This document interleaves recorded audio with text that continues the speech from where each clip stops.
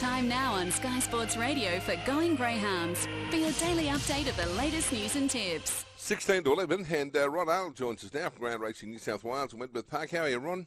Yes, very well, Sean. A little bit cooler in good old Sydney town today as our summer has left us, but another week's sort of kicking off, and obviously from a punter's perspective, it's always a television world at the present moment.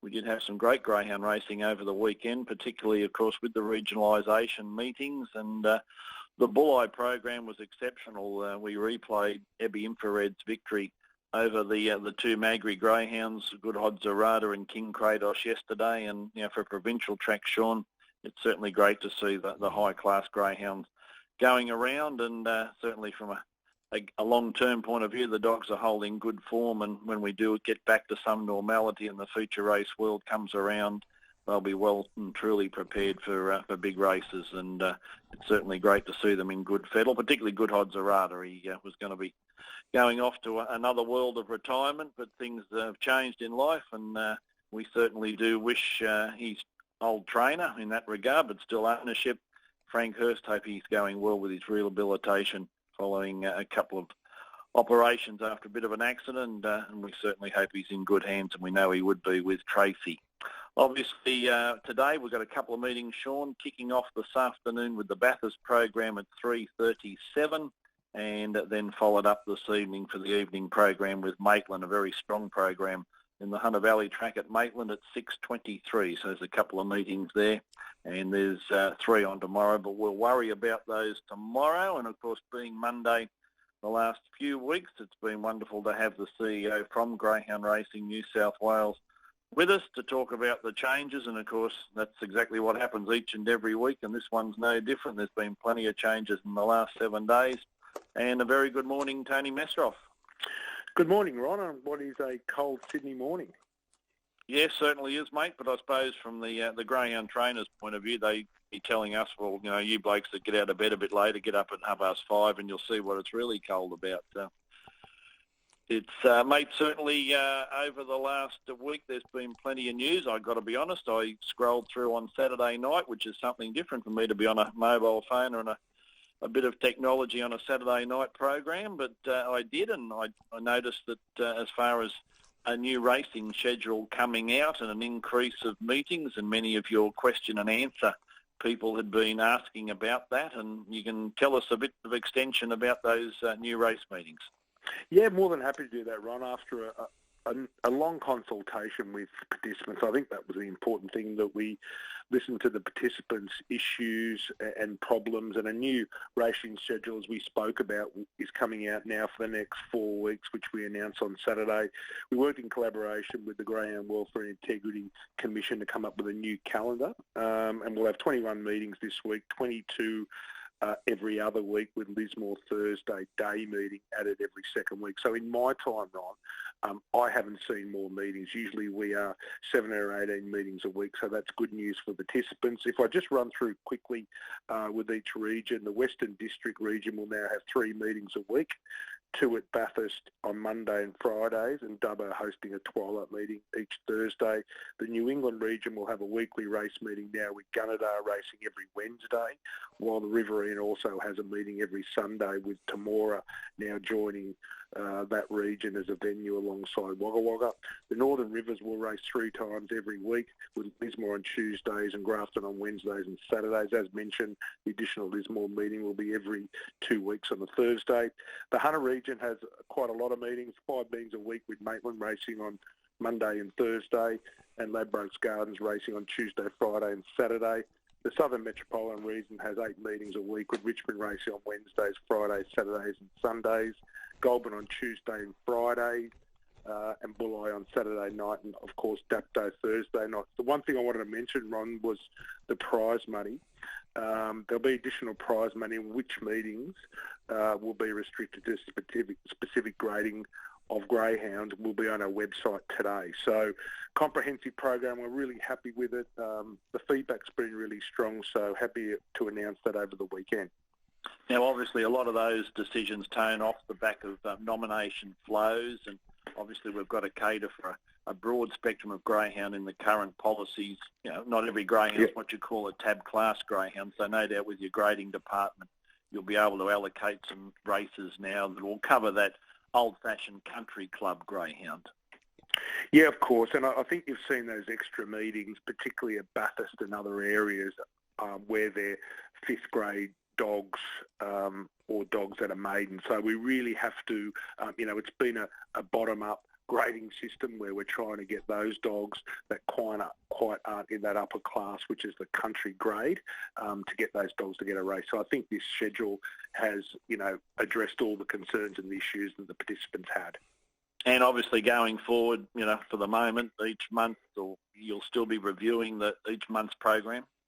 Yeah, we're reviewing the program each month. So they're obviously now, with the numbers flattening out, there will be a return to normal programming at some point. We at the moment are discussing that, what it would look like, once we do start to go back to normal racing. Obviously, we want to be talking to government continually. We don't want to lift anything too early, as we all know, but we are discussing internally as well a return to race programming. But obviously, we're making sure that we're through this crisis.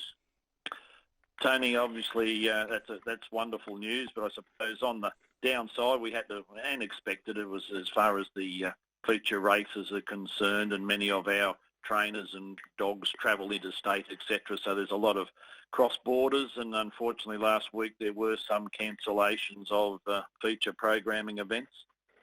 Yeah, of course, and obviously we've seen an unprecedented period, and we have to be sensible. Obviously, staff and participants are paramount that they're safe. Unfortunately, in consultation with both clubs, a decision was made to cancel the Grafton Winter Carnival and the Chief Havoc Cup meeting at Gunnedah. I mean, the Grafton Carnival is an institution. While it was a difficult decision for the club, GRNSW are mindful of the current warnings from the relevant authorities of government. And, you see a lot of people travelling interstate to come to that particular carnival at the moment. That, we're in a period where we're trying to be safe, and, unfortunately it just can't go ahead. So similar situation with the Gunnedah's premium event. While disappointing, the club realised they didn't have a choice in the situation. So tough decisions are being made, not only by New South Wales, but across Australia. But we need to make sure, and the priority is to make sure everyone's safe.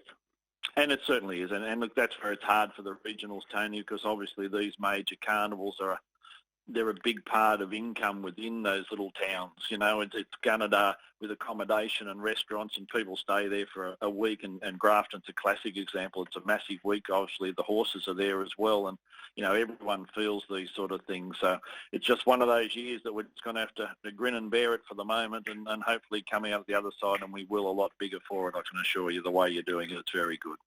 Yeah, appreciate that, Ron. I think people don't realise out there the economic benefits that greyhound racing brings to the state of New South Wales. We give benefits of nearly $500 million, and there is those people coming, and whether participants or supporters, coming into town, spending money at cafes, restaurants and so on, and it's really important, and also obviously breeding and so on. So we are a huge economic contributor to the state, and big features like this, unfortunately, for the time being, aren't there, but it's just the way we get out of this and become a stronger industry. And we are important to regional New South Wales. We are a regional industry. So hopefully we can return to normal racing soon. Mate, obviously on the big scale, and it was something I was looking forward to very much this year, was the National Championships at Wentworth Park. It was Sydney's turn in the roster, and unfortunately that group gathered the other day and put an announcement out, which again was highly expected, but there won't be a national championship. Yes, of course. Greyhound Clubs Australia notified us last week that they would be making this announcement. The Nationals were to be hosted in Sydney at Wentworth Park in August, but after ongoing consultation, it was an unanimous decision between New South Wales Kubota, GRNSW and Greyhounds Australasia. So, I think it'll be the first time the Nationals were held since its inception in 1965, but obviously because of the health and well-being of the participants is the priority. Unfortunately, it's one of those events again that won't go ahead. I must admit, I didn't read it in the notice. Does Sydney move to next year, or has that lost its cycle? Has that been discussed? Yeah, it's briefly been discussed by me and David Simonetti, who obviously works with the Greyhound Clubs Australia, and I'm not sure if we might lose our spot or not. That'll be up for discussion. You know, we've got plenty of time planning now into 2021. I think, you know, from our point of view, we'd like to run the Nationals are an important event very much from a participant point of view and club's point of view. So those discussions will go on over the next 6 months. No problem, mate. Obviously, one other victim of the situation is the very popular gold muzzle auction. That was highly successful last year at Richmond and was gearing up with plenty of numbers for this year, but again, a victim. Yeah, look, unfortunately, the gold muzzle auction was highly successful, and there is a lot of participants and people keen to come back to that. The feedback's been really positive out of the event, but look, unfortunately, with the gathering and social distancing, that won't go ahead this year. But we look forward to having an event bigger and better next year. Mate, obviously, speaking just on feature races, the Ladbrokes Golden Easter Egg was obviously due to be run last weekend as far as the final's concerned. It was moved to May 30, June 6 for just a 2-week period for 2020. If I can ask the question, is that still likely to go ahead? Again, we've been consulting with New South Wales Gibraltar about the Golden Easter Egg and expect an announcement on it very soon. We haven't discussed it as yet. I suppose from all our perspectives, we've had other priorities, but we want to give participants plenty of notice. I think at this point, all I'll say is that we'll be in talk with New South Wales Gibraltar and look for an announcement soon. Righto, that's fine, mate. And obviously, in recent days, the government, certainly on the federal scale, have been talking about what they call this curve flattening. And then obviously off the back of that, the journos asked the question, can we restrict or have restrictions lifted? Obviously, beaches and, you can throw the surfboard in this morning, I think, the way I read a few things. Obviously, from a GR New South Wales point of view, without giving away too much, the putting in place for the changes back, you have something in mind over a period of time that might eventually evolve? Yeah, sure. We've started the internal conversation with our racing team, as I said before in the interview, what would look like coming back to a full program, including city racing at Wentworth Park. Those discussions are ongoing. I think there is a word of caution. We heard the Prime Minister say it the other day. We've got to put measures in slowly. I think you'll see schools go back over the next 3 weeks, and I think how that goes and the containing of the disease, the virus, over the next month will tell us what measures we can put in place to start to fill out a fuller program. As you know, we've now had restrictions on participants and numbers on tracks. Things like that, maybe they can be lifted. I think the social distancing and testing and so on of temperatures still remains in place, and we're all cautious. We don't want to see an outbreak, particularly in our industry, of people with COVID-19. So I think we're all cautious. I think the government will be in touch and tell us, as they have every week, particularly the state government under Kevin Anderson, and we'll be just working with them to ensure that we roll it out at the appropriate time. All right, mate. Well, that's certainly good news. And obviously, just for participants, Tony mentioned, of course, an extension on race meetings, and that's no doubt going to be on GR New South Wales' website. So certainly you can program there. And a lot more distances will be covered for the lower grade greyhounds. So that's certainly a wonderful opportunity, plus additional prize money. And they're positive things, mate. As I say, it's no winners or losers out of this. It's just a matter of being able to batten down the hatches and push it through. And congratulations to everybody in as I say, the 3 racing codes. They've survived it. There have been plenty of criticisms behind the scenes in the early days, but right at this very moment, you've all done exceptionally well to get through it. And full marks to the stewards as well from GWIC. They've handled it very, very well. And the participants, Tony, there's plenty of people in greyhounds always want to have a little bit of a whinge, but on this particular case, that side of it, there's been none complaints at all. So I think you can certainly bow to that, mate. It's been very, very good. Fantastic. Thanks. I appreciate the support, Ron.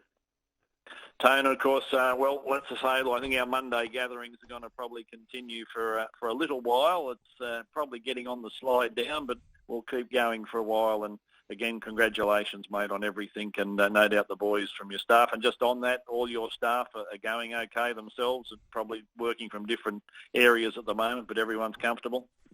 Yeah, Ron, look, from our perspective, obviously I go into the office only occasionally, but we're basically working from home the whole time. It has worked really well. We obviously have got Zoom in place, and there's a good communication between all staff members. We're obviously monitoring all our staff's well-being, working from home. Everyone knows it's a tough period.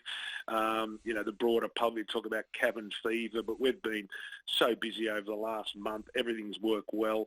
I want to give my COO, Wayne Billett, a big rap. Wayne's really worked closely with GWIC, and the GWIC stewards have been terrific, and it's been a great team effort. So all in all, the participants have played their part in social distancing. It's been wonderful to watch, and we're all in this together, Ron, and hopefully we can see a way out of this in the very near future. And your question and answers, that still goes through on a daily basis, participants to throw it in?